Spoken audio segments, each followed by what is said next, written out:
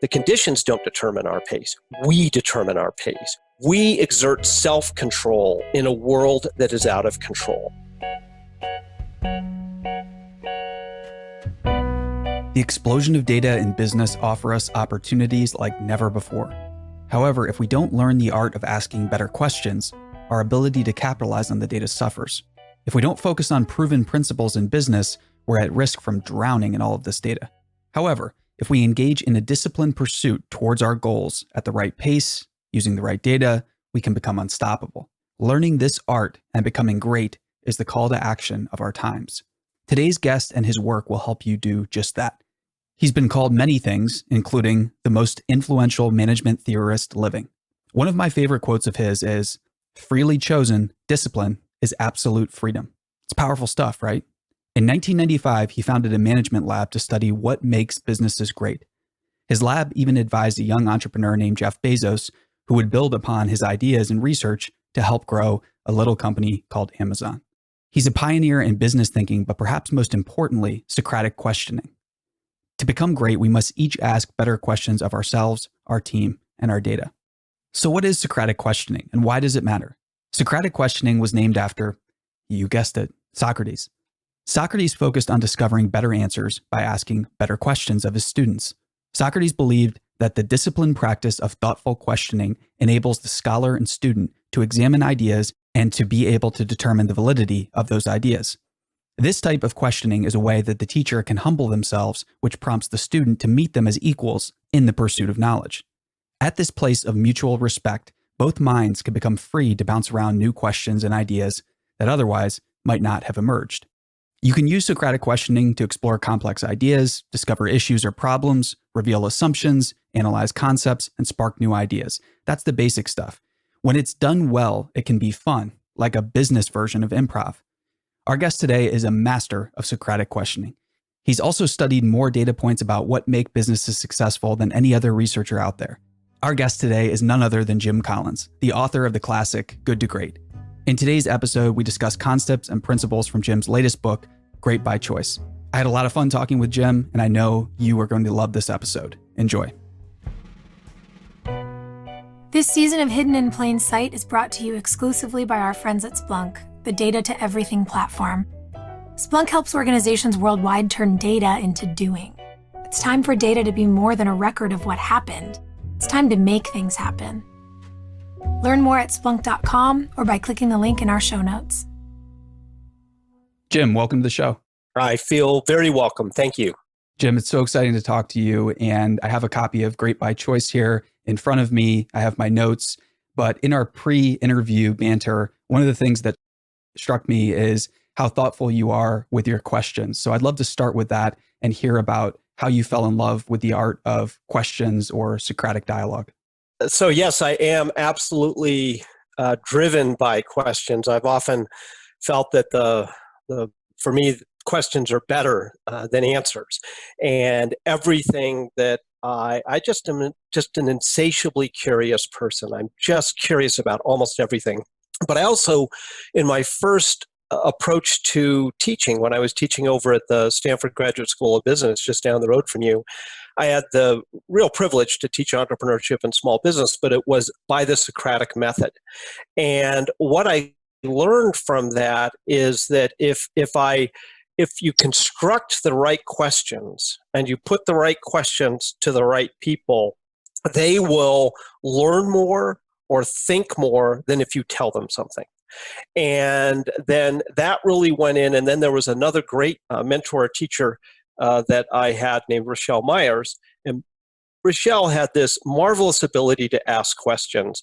And she taught me how to really think about questions and how to think about how you really start with nothing perfunctory, something you really want to know the answer to, right? Or, truly, I'd like to understand, or I'm very curious about. And if you follow that, and if you trust that, it's like this homing mechanism, this homing device that will lead you someplace interesting. John Gardner, who was also a mentor in passing, who was one of the great wise men that I got to know. He was also on faculty at Stanford when I was in my 30s and he was in his 70s. You know, he had this marvelous phrase which just had such an impact on me, which is, don't try to be an interesting person. be interested. And once I had those kinds of approaches, questions just became kind of a guiding principle, a guiding approach to everything I do. Even when I work with executives, I almost never give them an answer. They'll ask for an answer, but I won't give them one, but I'll give them a question. And I think that method is interesting for a number of reasons. Perhaps one of the most interesting reasons for me is to follow that thread of curiosity. That appears to be the most voluntary way to teach. Do you view that as, do you view the art of education as something that needs to move in a direction of becoming more voluntary and is helping people frame questions the best way to teach them how to fish? How do you view that?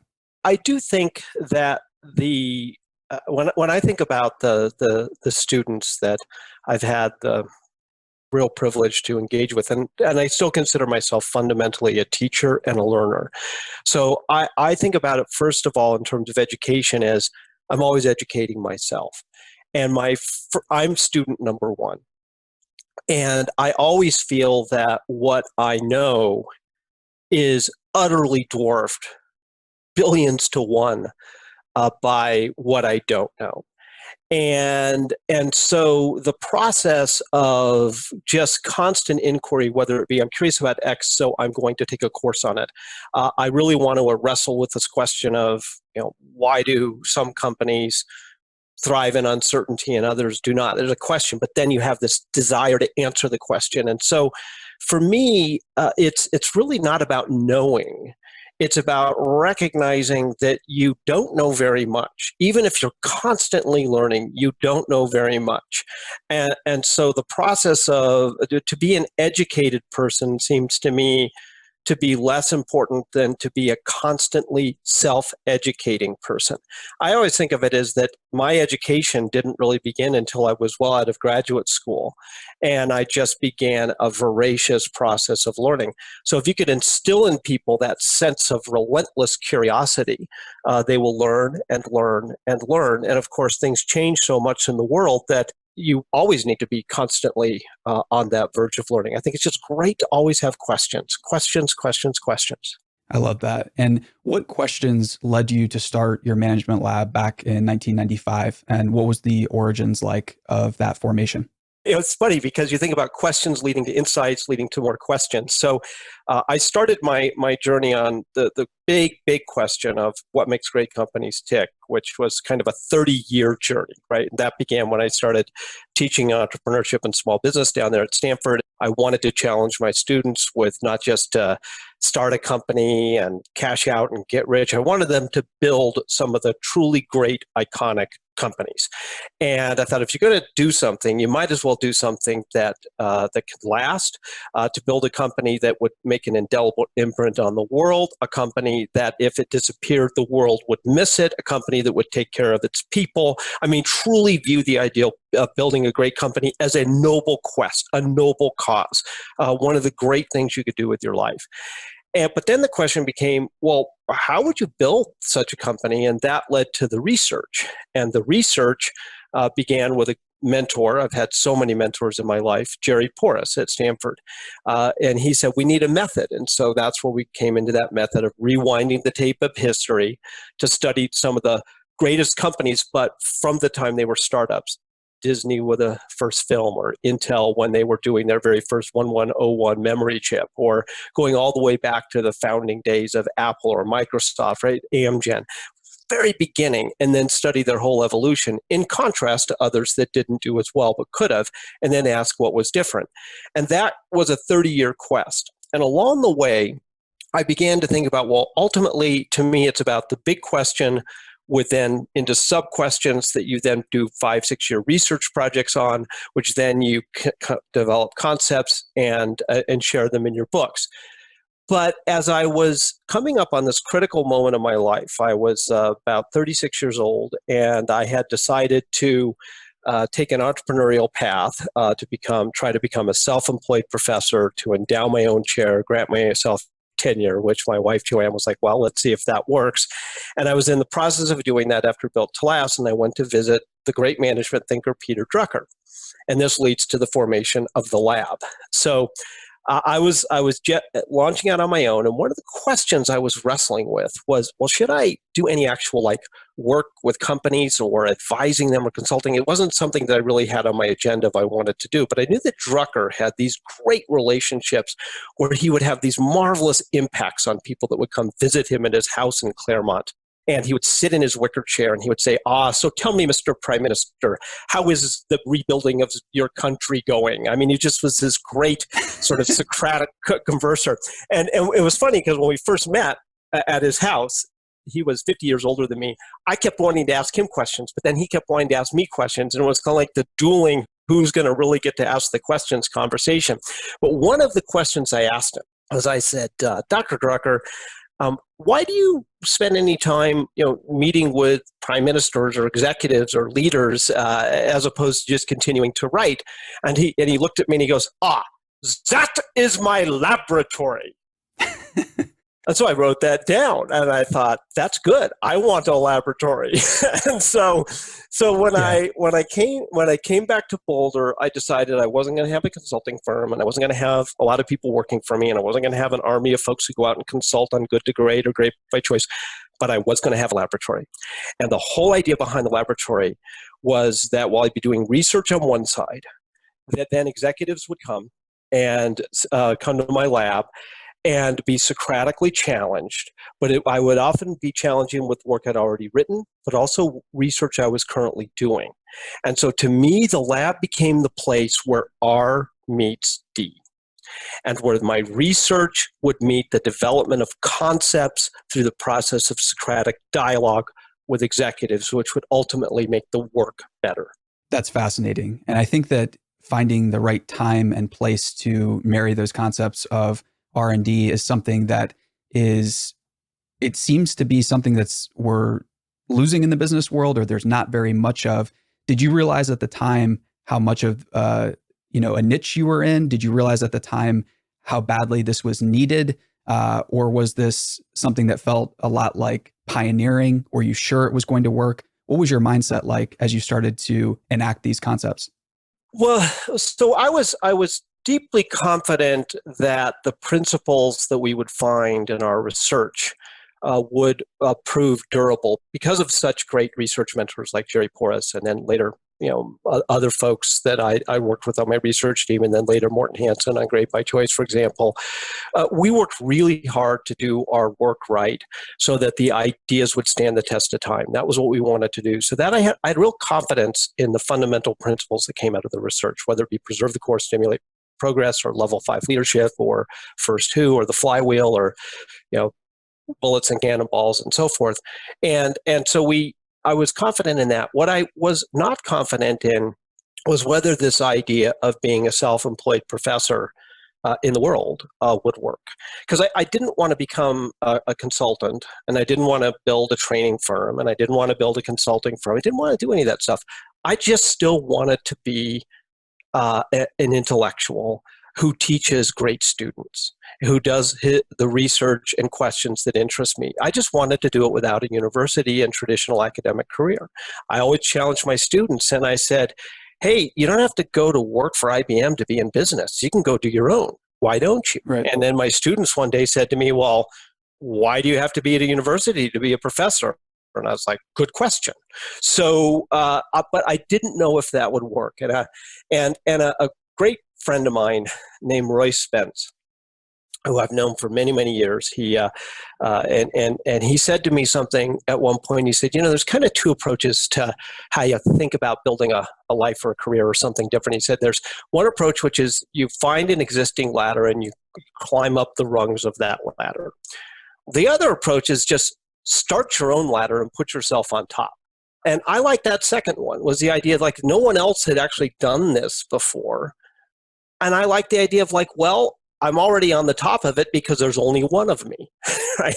So Right. That became kind of the approach, and then having a lab and all that. Now, it's been much more successful and impactful in the world than I would have dared hope. Joanne and I were very scared when we started it. We had no idea if it would work. But it did, and we just stayed very true to the work, to the curiosity, the questions, to the research, and never deviated from that. I love that. And We were talking before we started recording here about some of the more accurate stories about what things were like in the early days of different ventures with different business executives. And one of the pieces of information or stories or legends or lore about you working with Jeff Bezos involves the flywheel. So I don't know how much of that is apocryphal or how much is accurate, but I would love to hear your story about what that was like and how you developed or iterated or introduced the concept to Jeff. So the essence of what happened is back around 2001, I was just coming out with the book Good to Great. And that book basically was based on a 5-year research project that asked the question, can a good company become a great company? And if so, how? And when we studied companies that were really not that exceptional, that made an inflection leap that lasted at least 15 years, where they were exceptional for at least that period of time, in contrast to others that didn't make that leap, and they in the same industries. And we systematically compared them, and that led to the Good to Great book. Now, I was just coming out with that book, and the invitation came from Amazon to go up and spend some time with the executive team to teach the ideas and to meet with the board. And so I went up to Amazon. You got to remember, this is the fall of 2001. So it's like maybe October, November, something like that. It's post 9/11. It's post .com bust, right? And it was a time when a lot of people were wondering what was going to happen to all the .com companies and what might happen with Amazon. Now, I want to be really clear. I can take no credit for what Amazon became or how exceptional Jeff Bezos is or any of that. All I did was teach.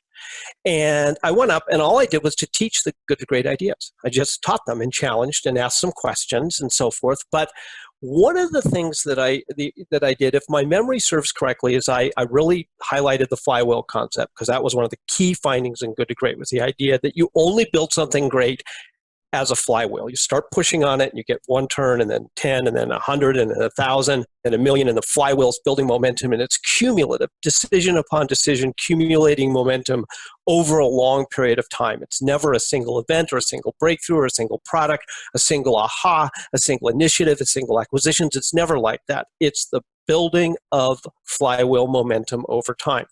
And so I did ask one question, which is, how do you respond to this post.com time, not as a crisis, not as an event, not as an initiative, but as building the flywheel? And I left Seattle. That's essentially what happened. I didn't say, why don't you do your flywheel? I didn't say, here's what you should do. I just taught. Now, the beauty of having wonderful students, people who can take your work far further than you yourself could ever take it, someone like Bezos and company, is they saw the relevance of the flywheel for themselves once they'd learned it. And I gave them the language and sort of the concept, and then disappeared.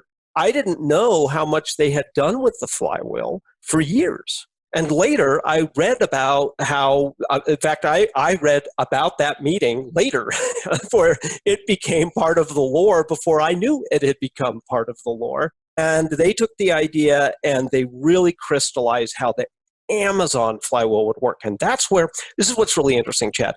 If you have great students, and so you do your research, you have a powerful insight like the flywheel. You teach the flywheel, but then here's what your great students do.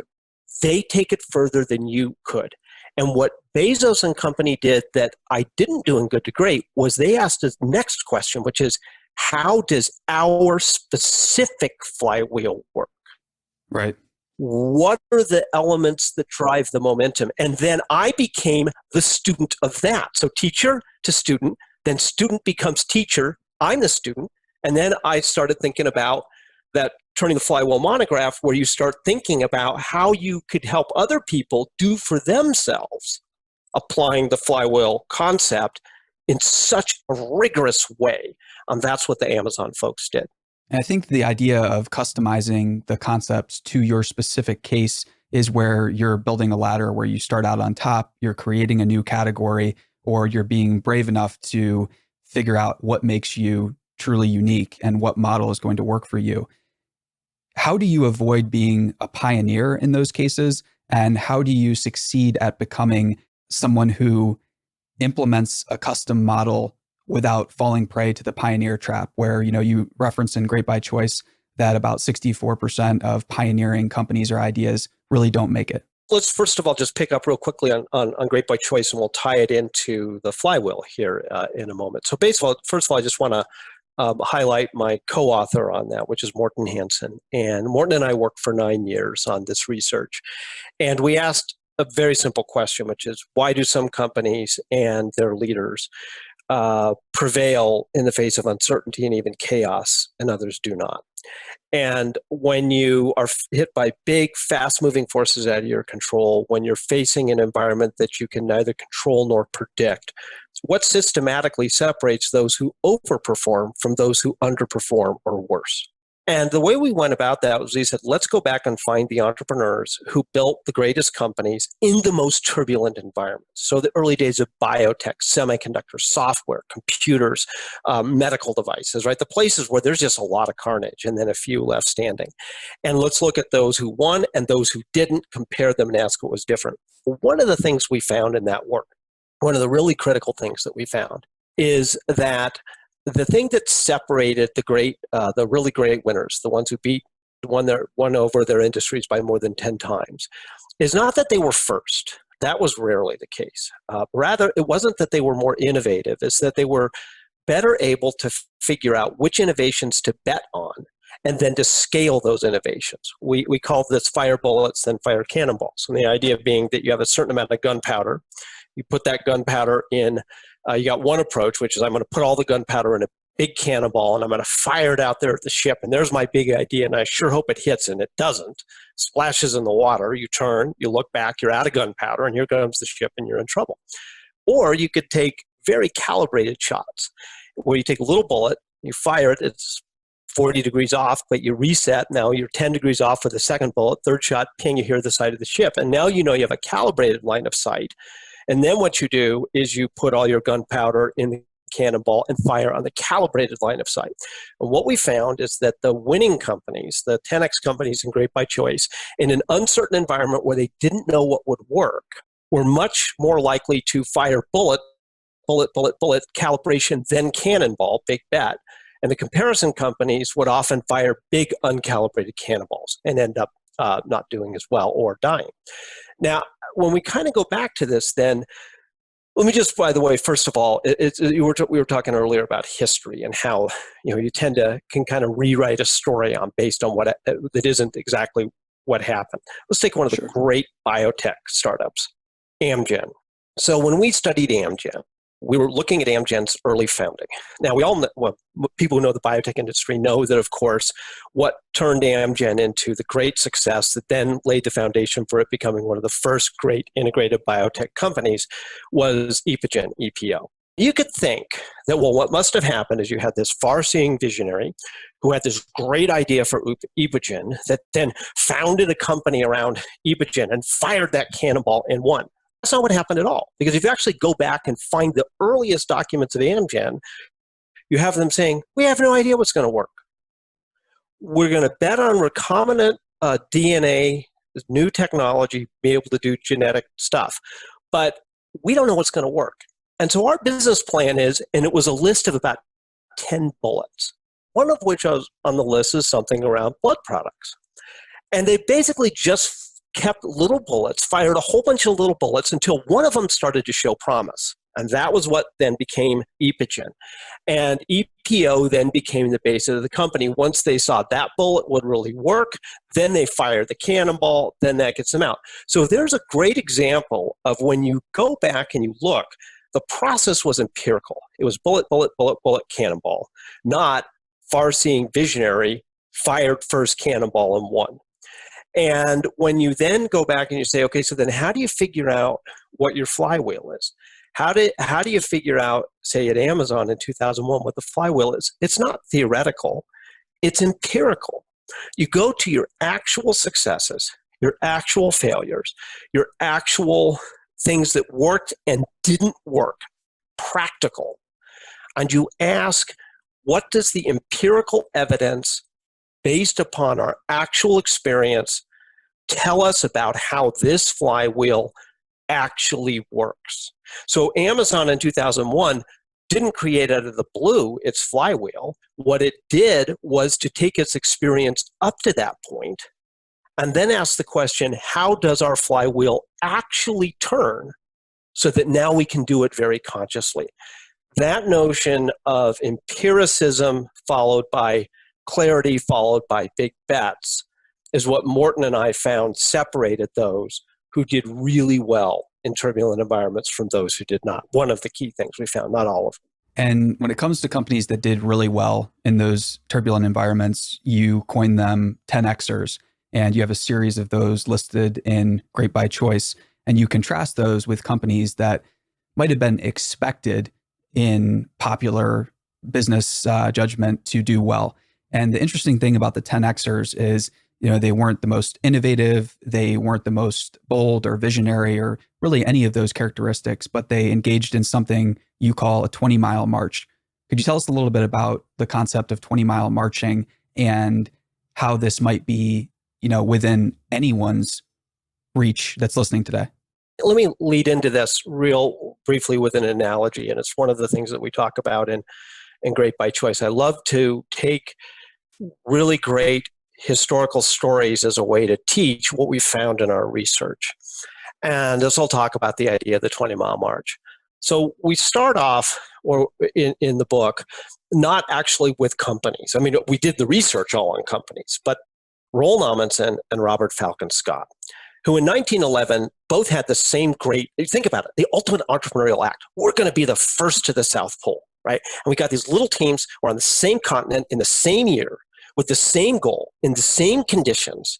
And Roald Amundsen, the Norwegian team, gets there first, and Robert Falcon Scott shows up something like 34 days later. And Roald Amundsen and his team make it all the way back to their base camp, alive, intact, in good shape, right on the day that they had originally planned. And Robert Falcon Scott and his entire team never made it back at all. When we looked at that pair of explorers, what we found is that the behaviors that Roald Amundsen had, in contrast to what Robert Falcon Scott had, the way he led, mapped almost perfectly to the differences in the leaders that we found in the 10X companies versus the comparisons. And there were three of those. There was fanatic discipline, empirical creativity, that's the bullets and cannonballs based upon empirical foundation, and productive paranoia. Now, in the fanatic discipline category, this is the 20-mile march. And the whole idea of the 20-mile march is to picture Amundsen and Scott going out across the Antarctic plateau. And there's two ways you could do it. One is to let the conditions determine your pace.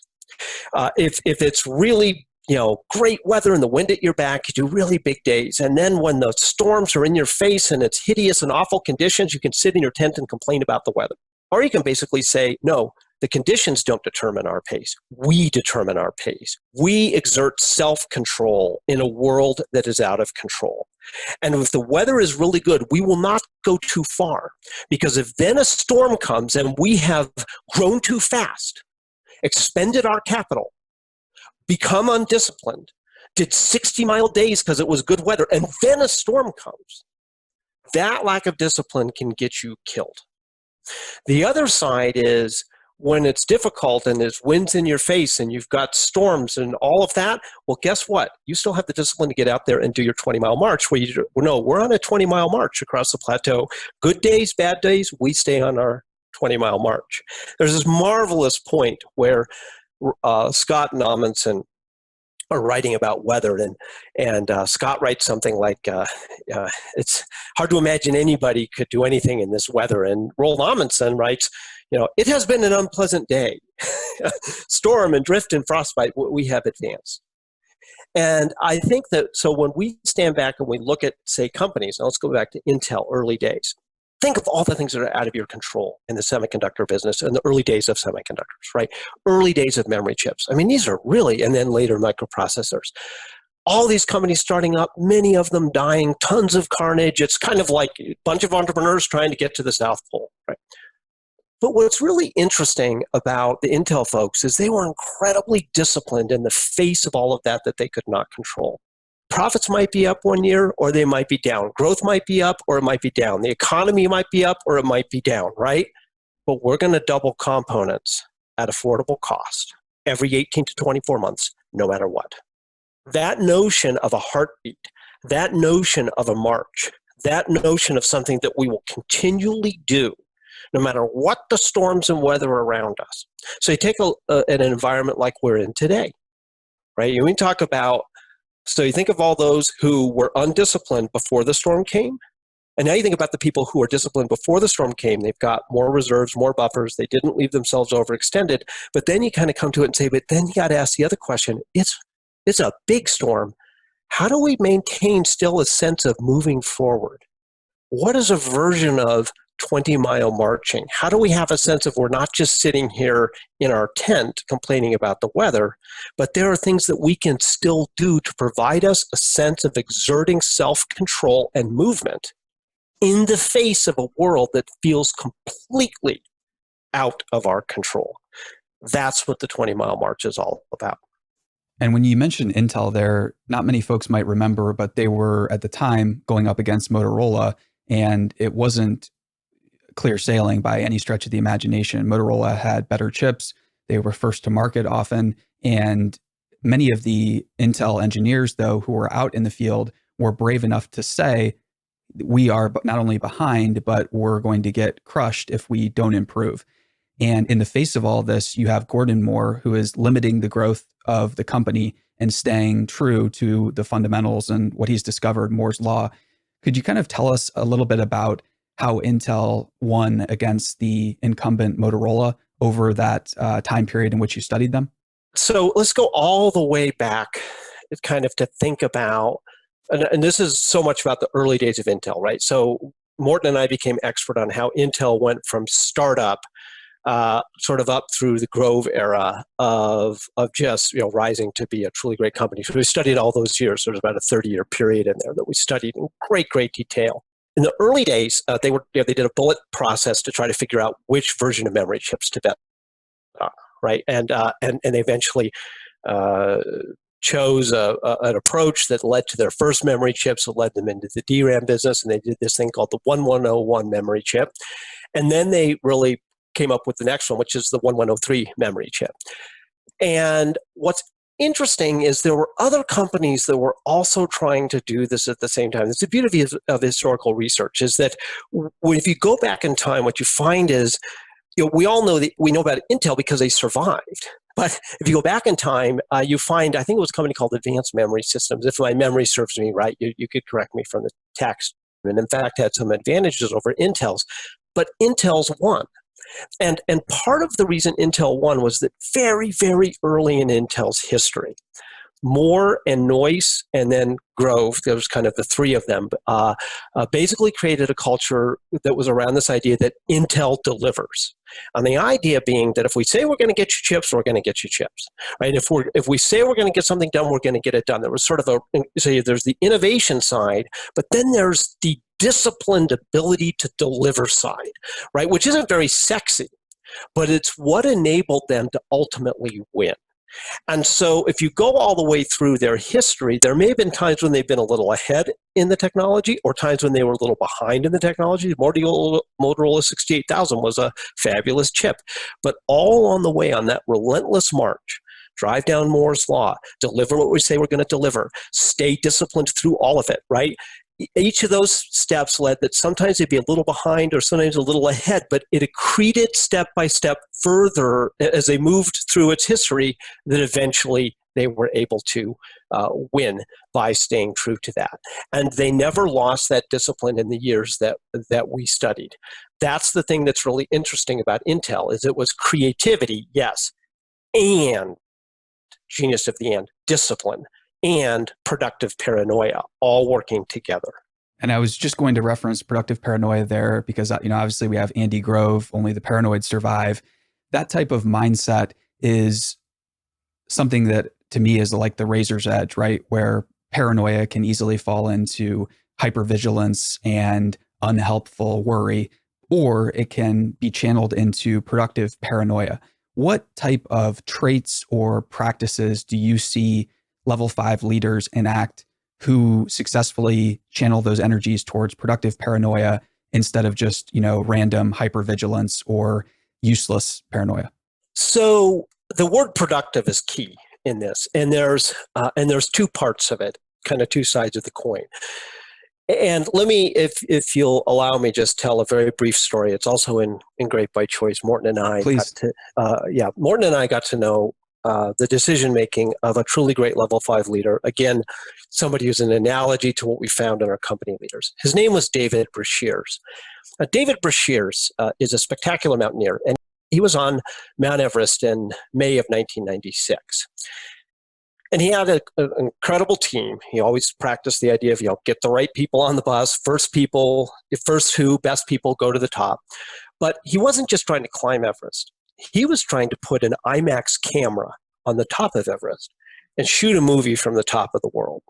Now, on this May day in 1996, he's up at Camp 3, and he wakes up in the middle of the night, and then the next morning, and he notices that he's just sort of on edge because the winds were hurricane force the night before, and that got his attention. And the temperatures were colder than he expected that they might be.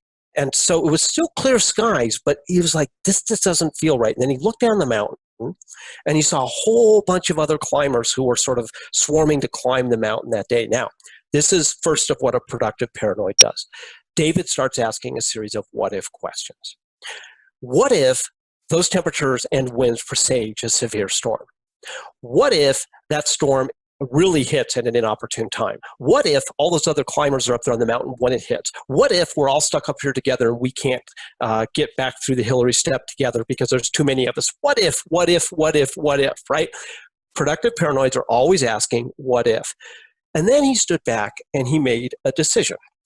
He said, we're going to go down to a lower camp and reset.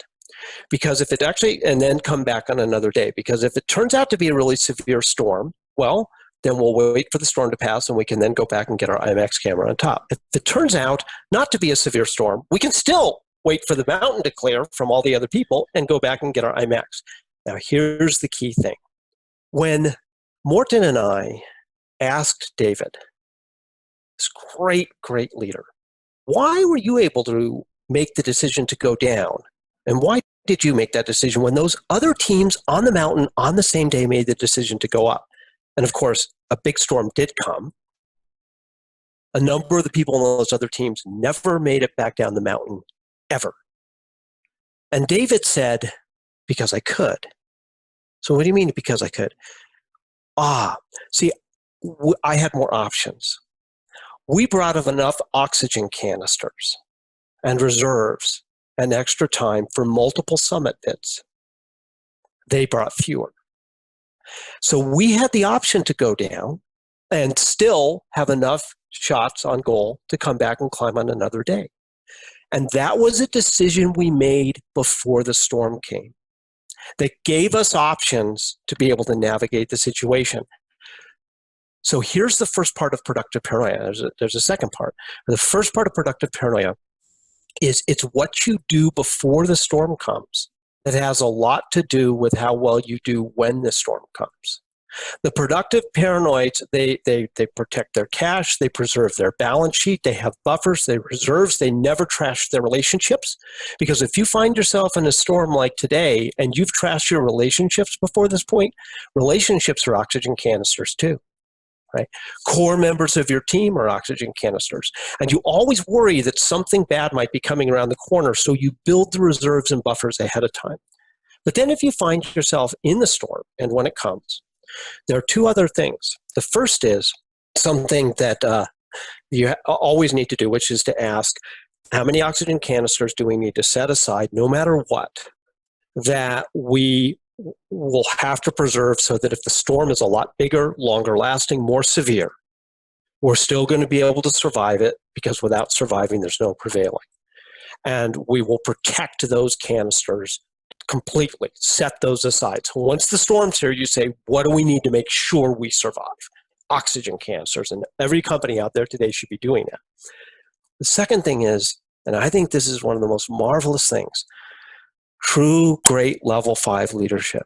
David then asked another question, which is there some way we can help?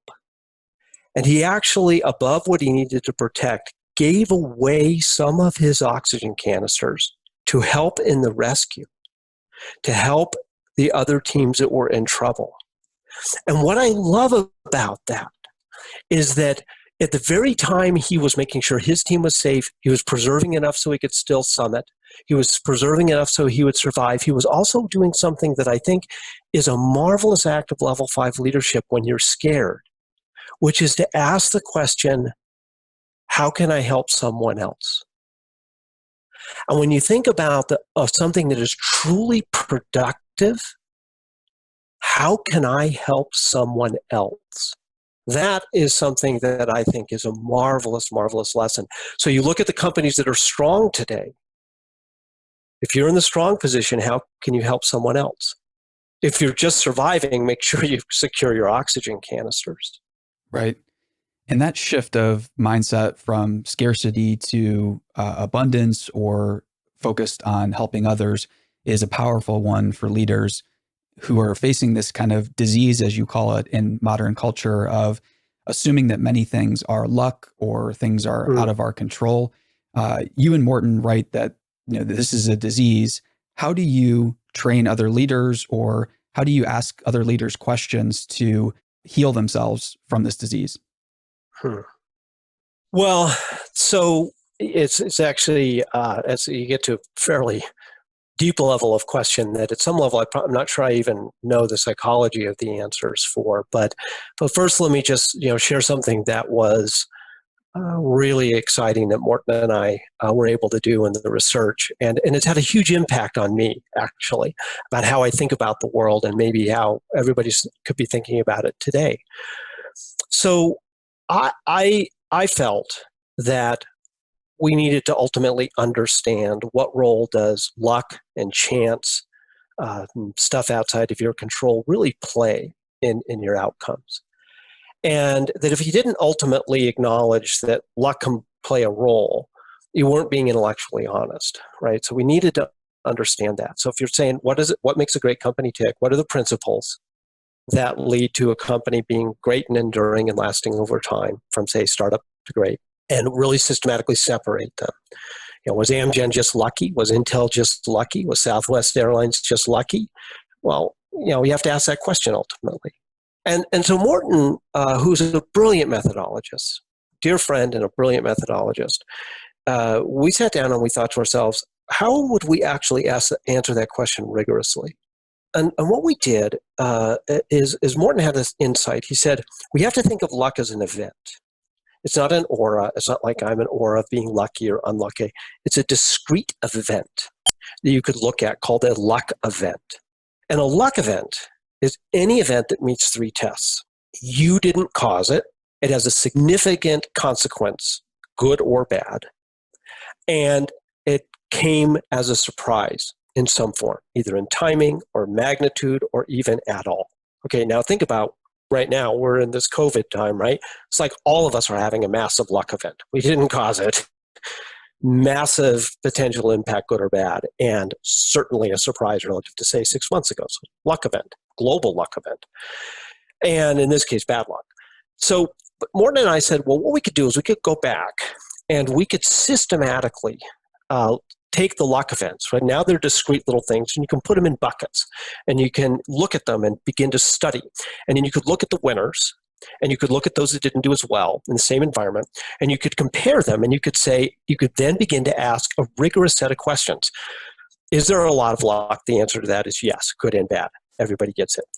Are the winners luckier? Now that became the interesting question. And what we found when you rigorously studied the evidence, while there was a lot of luck, good and bad, the winners, the big winners, were not luckier. They did not get more good luck. They did not get less bad luck. They did not get bigger spikes of luck. And they did not get better timing of luck.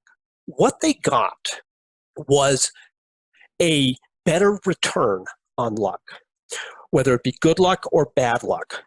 When the luck came, they made more of that luck than others, recognized it, zoomed out, and then said, there's a way in which we can harness this luck. It's not that they made their own luck. You don't make what you didn't cause, right?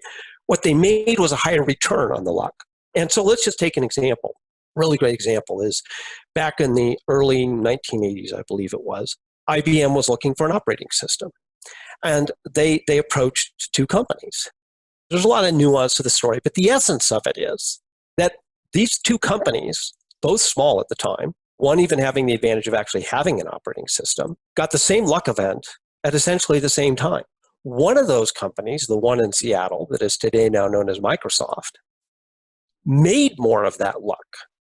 Bought a thing called QDOS, did a whole bunch of things that led to DOS and Windows and so on and so forth. And the other company mismanaged the opportunity and squandered the luck event. And they're not Microsoft. It's not that Microsoft was lucky and the other company wasn't lucky. They got the same exact luck event, but one handled the luck event different. Now, we could go through cases of bad luck, good luck, so on and so forth. And so then you kind of zoom way out then, and you begin to ask yourself a simple question. How much of life is what happens to us, and how much of life is what we do to ourselves? And what's really interesting is in How the Mighty Fall, where we studied once great companies that fell, the evidence is clear. Once great companies that fell, including companies we studied in some of our prior books that were truly great, that then later lost it, right? When you study that systematically, it's not what happened to them. It's what they did to themselves. And now, that doesn't mean you can't get a catastrophic piece of bad luck. Of course you can. And one really interesting thing about luck is it's asymmetric. Good luck cannot make you great. There's no company that ever became great because of good luck. But bad luck can end the game. And if you get a big enough piece of really bad luck and it terminates the game, it knocks you out completely, bad luck can cause the game to stop.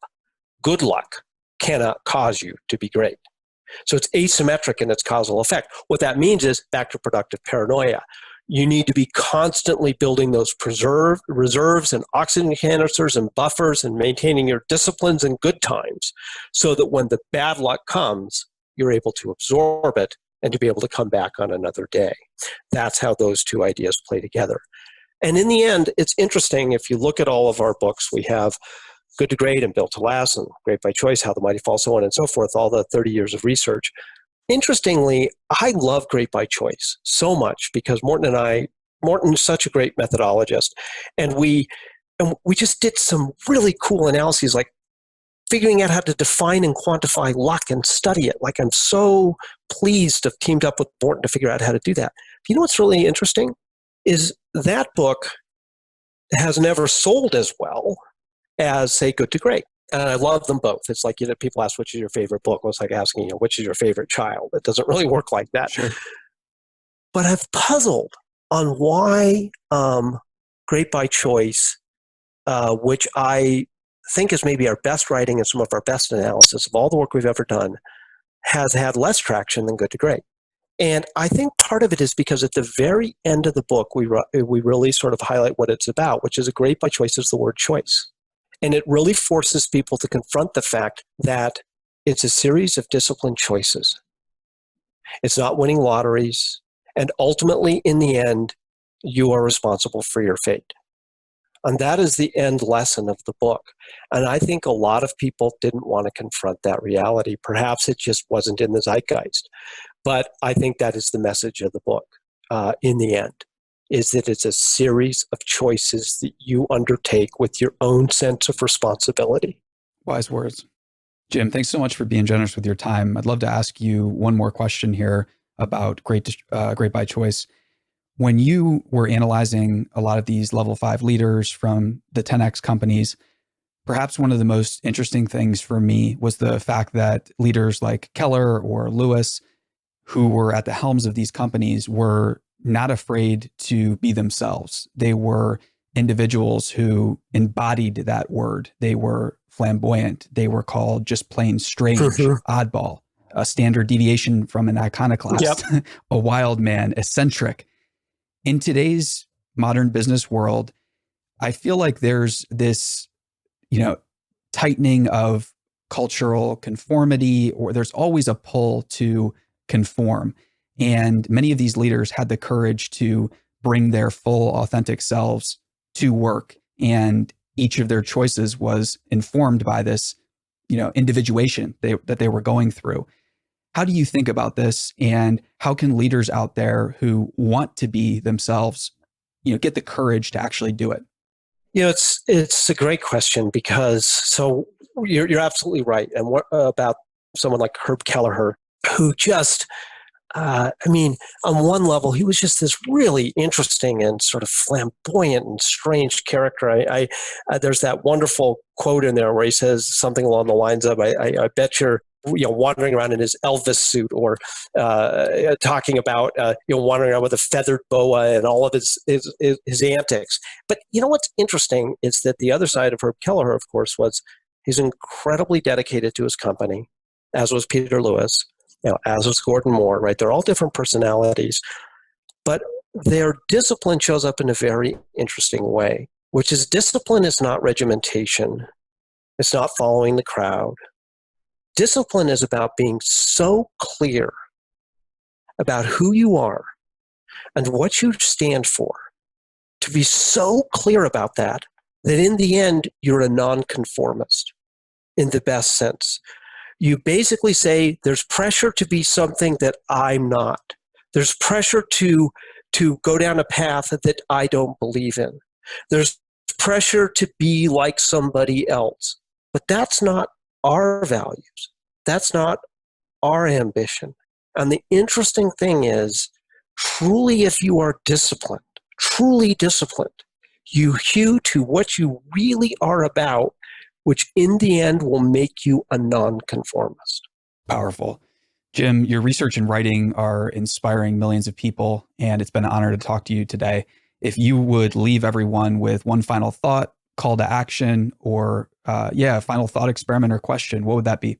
I'd actually like to leave with two, if it's okay. Please. The first is, what's on your stop doing list?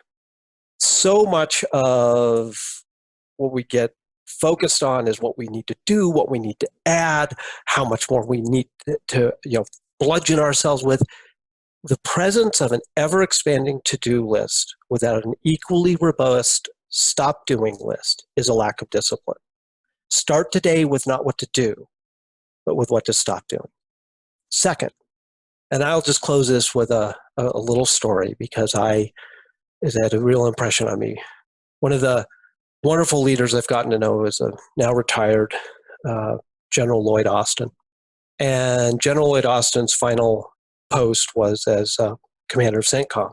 And General Austin and I have known each other for quite a number of years. And he was telling me about a key part of the development in his career, where a few years out of West Point, he began wondering about his career trajectory, and is he getting promoted fast enough, and so forth. And he said, then I woke up one day and realized that's just not very helpful. And I made a decision. I decided at that point that I would no longer take care of my career. I would take care of my people. And at that point, everything changed. And he ended up, in my observation, very beloved by his people. And when young people come to me seeking career advice, I often want to say, why don't we just stop asking that question? And I think that I would really love for more people to embrace this idea that instead of taking care of our career, how can we take care of our people? And instead of thinking about what I need to do to advance, what can I do to help someone else? And if you could grasp that, then everything might change. That is a daily mission that I can get behind. Jim, this has been awesome. Thanks so much. And to everyone listening, we'll see you next time.